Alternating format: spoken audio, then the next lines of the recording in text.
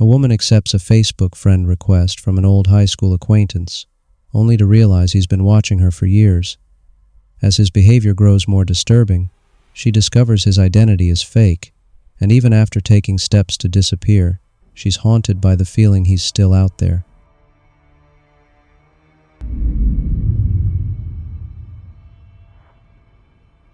I guess I should start by saying that I'm just your average person. I'm in my early 30s, I live in a small suburban town, and like most people, I spend way too much time on Facebook. It's an easy way to stay in touch with family and old friends, especially when you're as busy as I am with work and life. So when I got a friend request from Steven, a name I vaguely remembered from high school, I didn't think twice. His profile looked legit. We had some mutual friends, and he had a bunch of normal-looking posts and pictures. Just some shots of him at the beach, with friends, everyday stuff. I figured it was harmless. We went to high school together, right? After I accepted the request, nothing happened for a while. We didn't even chat or anything. He just sort of existed on my friends list, quietly liking a few of my posts here and there. Nothing out of the ordinary. But then things started getting a little weird. It began with small things. He started commenting on my photos more, saying things like, "You look so happy," or, "I remember when you used to smile like that in high school." It was odd, but I brushed it off. I mean, people say weird things online all the time, right? And maybe he was just being friendly. But then he started commenting on older posts, ones from years ago. That's when I felt my first twinge of unease. I thought it was strange that someone would scroll that far back through my feed. But still, I didn't want to be rude, so I just ignored it. I guess I didn't want to make a big deal out of something that might have been innocent. Things escalated when I started getting private messages from Steven. At first it was casual stuff. "Hey, how have you been?" But then he'd bring up things I hadn't told anyone. Like he mentioned how I'd recently gone to a concert in the city. I hadn't posted about it yet, so how did he know? I brushed it off, thinking maybe he saw someone else's post or story from the concert. But it didn't stop there. Steven started sending me messages late at night, saying things like, "I saw you today at the grocery store. You looked great in that blue dress." I wasn't sure whether to be creeped out or flattered. I hadn't seen anyone I knew at the store, but maybe I just didn't notice him. That's what I kept telling myself. I didn't want to overreact. Then the gifts started arriving. One afternoon, I came home to find a package on my doorstep. No return address, just my name on it.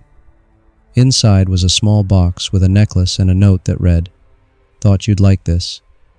No signature, no clue who it was from. I asked my friends if anyone had sent me something, but no one had any idea. A few days later, I got another package. This time, it was a framed picture of me, one of my Facebook profile pictures. Except it wasn't just a picture. Someone had printed it out and put it in a frame.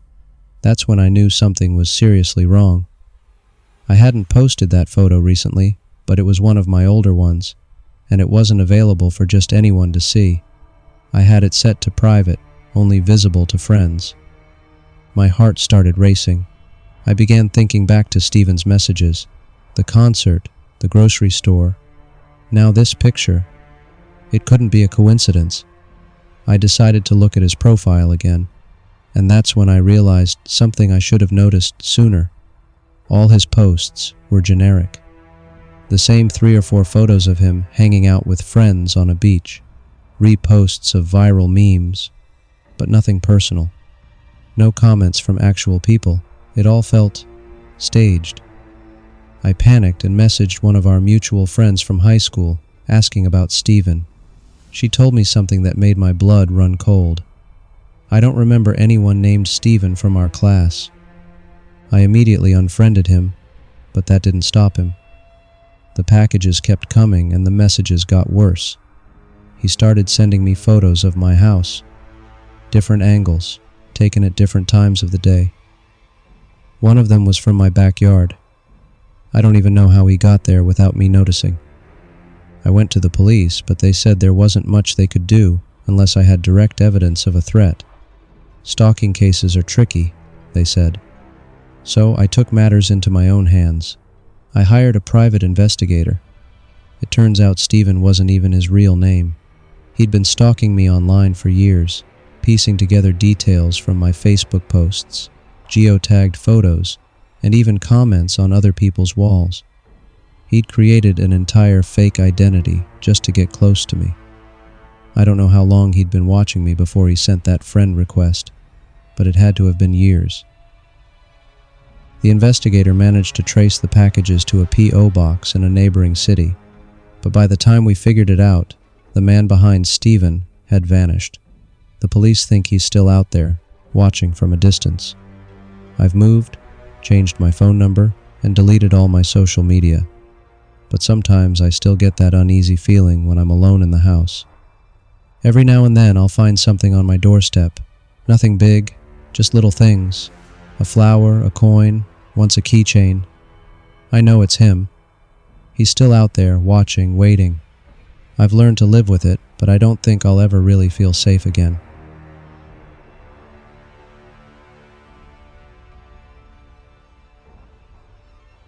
A man, desperate for work, falls for a convincing job scam he found on Facebook. What seemed like a promising opportunity quickly turns into a nightmare as he's drawn into suspicious financial transactions and identity theft. Now he's left dealing with the aftermath and warning others to be wary of too-good-to-be-true job offers. I'm James, a 28-year-old who's been struggling to find a job since graduating from college. It's been a few months of dead-end interviews and endless rejections. I was about to lose hope when I stumbled upon a job posting in one of those Facebook professional groups I'd been frequenting. The ad was for a project manager position at what seemed like a well-known company, and the pay was pretty decent.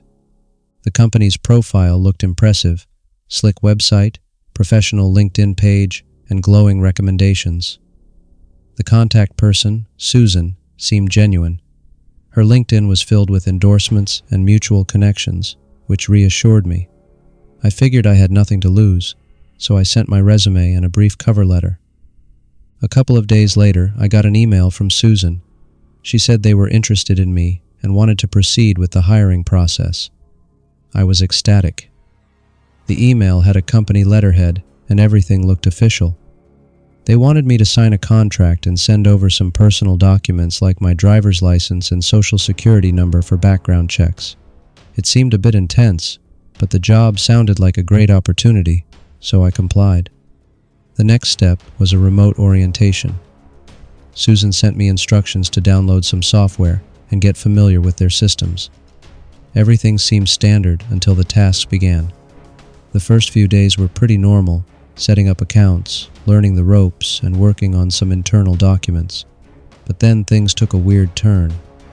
Susan started sending me strange requests, like purchasing specific office supplies and using my personal bank account to transfer funds for company expenses. She claimed it was for a new project they were launching. It felt off, but Susan assured me it was just a formality. As days went by, the requests grew more bizarre. I was asked to manage several dubious financial transactions and even to wire money to overseas accounts. I became uneasy. Something wasn't right. I decided to dig deeper and started looking into the company's public records and online presence. To my horror, I discovered that the company didn't exist. Not really. The office address was fake, and the phone number was disconnected. I confronted Susan, and she became defensive, saying it was all part of a restructuring phase. That's when I realized I had been caught in a sophisticated scam. My personal information was likely being used for identity theft, and my bank account was now a pawn in some international crime ring. Panic set in. I quickly gathered all the evidence I could, saved screenshots of the emails, and contacted the authorities. The investigation took a while, and I had to freeze my accounts and report the identity theft. I learned the hard way about online job scams and how they can be more elaborate than you might think. I'm still dealing with the fallout, but I've been warned to stay vigilant and never trust something that seems too good to be true, no matter how convincing it appears. If there's one thing I can share from my experience, it's this. Always verify the legitimacy of job offers and be cautious with your personal information. The world is full of scams, and sometimes the job you're desperate for might end up being a trap.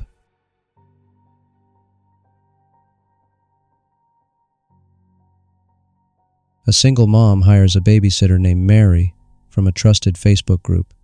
At first, Mary seems perfect, but strange incidents at home raise suspicions. After investigating, the mom discovers that Mary isn't who she claims to be, but part of a network exploiting families. This betrayal leaves the family traumatized and constantly on edge.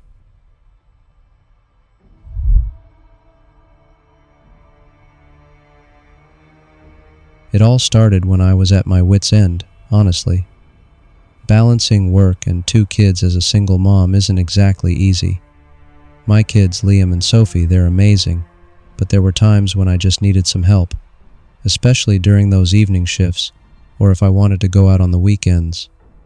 So, like anyone else in my situation, I turned to Facebook. There's this local parents group I've been part of for a while, and everyone's always sharing tips and recommendations. I figured it couldn't hurt to ask for a babysitter there. I made a post, looking for a reliable babysitter for occasional evening shifts and weekends. Any recommendations? Within minutes, I was getting comments, suggestions, people offering names, but one name kept coming up. Mary. Mary's great with kids. I've had Mary babysit for my twins for months. You'll love Mary. She's like part of the family. The reviews were all glowing, and I figured, why not give her a shot? After all, she came highly recommended by people I trusted. We messaged back and forth, and she seemed perfect. Early 20s, studying to be a teacher, lots of experience with kids. We met for coffee at a local place, and she was sweet, polite, exactly what you'd want in a babysitter. She had this calming presence, you know, the kind that makes you feel like you've known her forever. I introduced her to Liam and Sophie a couple of days later, and they took to her right away. Mary came over the following week for her first babysitting gig while I worked an evening shift. When I got home, everything was normal. The kids were asleep and Mary had tidied up the living room. She even left me a little note thanking me for the opportunity. I thought I hit the jackpot. For the next few months, Mary became a regular part of our lives. She'd come over once or twice a week, sometimes more if I had late shifts. The kids loved her, and I felt at ease knowing they were in good hands. But then, weird things started happening. Little things at first. Like I'd come home and find doors I hadn't used open. Or a few times I couldn't find my car keys, only to later discover them somewhere I know I didn't leave them. I chalked it up to being tired and overworked. I mean, I'm juggling 2 kids and a full-time job. Of course I was bound to be a bit scatterbrained. But the kids, they started talking about this secret game they played with Mary. I didn't think too much of it at first. Kids have wild imaginations, right?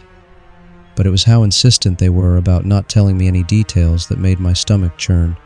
"Mommy, we can't tell you. It's part of the game," Liam said one night before bed, glancing nervously at Sophie, who quickly nodded along. Alarm bells went off in my head. I brushed it aside, thinking maybe I was overreacting. But then I started noticing more things. Sophie's favorite stuffed animal, one she took everywhere, vanished one day. I turned the house upside down looking for it, and a week later, it was back in her room, sitting on her bed like it had never left. When I asked her about it, she just shrugged, saying Mary must have found it. At this point, my gut was telling me something was off. I decided to do what I should have done from the start, a thorough background check. I couldn't believe what I found. Mary wasn't Mary. The girl I had been trusting with my kids wasn't who she said she was. The information she gave me when we first met was fake. Her name, her background, everything. Panicking, I confronted her the next time she came over. She was calm, too calm. I demanded answers, but she just smiled and left without a word. That night, I barely slept. I kept replaying everything in my head. The strange game, the open doors, the missing stuff. It was like the pieces were falling into place, and I realized with growing horror that this wasn't just some flaky babysitter. She had been watching us. I went to the police the next morning, and as it turned out, I wasn't the first one to raise concerns about her. They started an investigation, and what they uncovered shook me to my core. Mary had been targeting families with young kids for years, using Facebook groups to insert herself into their lives. She'd collect information, learn routines, and sometimes it would go further than just babysitting. She was part of a larger, more sinister network that used these opportunities to exploit vulnerable families. I'm still shaken, honestly. The idea that someone I trusted with my children had been manipulating us the whole time is terrifying. The police broke up the network eventually, but it doesn't make me feel any better. My kids, especially Liam and Sophie, they're still struggling. They don't trust anyone anymore. And who could blame them? I don't trust anyone either. All I wanted was a babysitter, someone to help ease the load.